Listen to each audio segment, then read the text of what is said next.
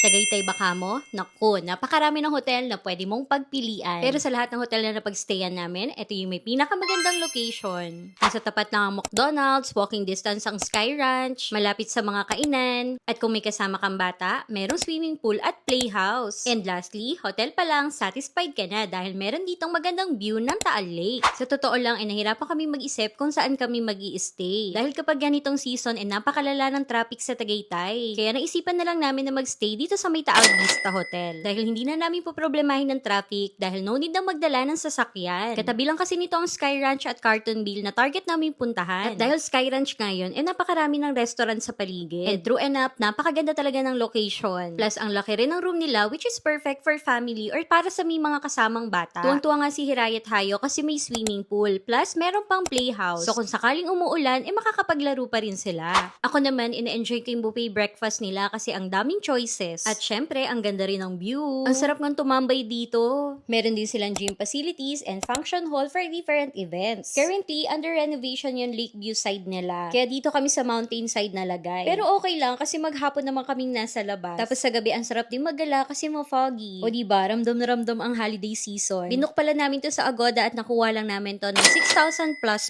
at with breakfast na yun. At syempre, kung gusto mo makatipid, pwede mo rin gamitin yung discount code namin na Tripty Agoda for 5% off. Then kung pupunta kayo ng Sky Ranch at gusto nyo mag-book ng unlimited rides, alam nyo ba na sa online lang siya available? Kaya i-book nyo na sa Agoda at gamitan nyo rin ang discount code namin na Agoda Tripty. Sulit yan lalo na kung may kasama kang bata kasi ang daming rides for them. O siya, ayun lang guys. Don't forget to follow us for more budget-friendly family travels. At syempre, i-save mo na rin ang discount code namin. Bye-bye!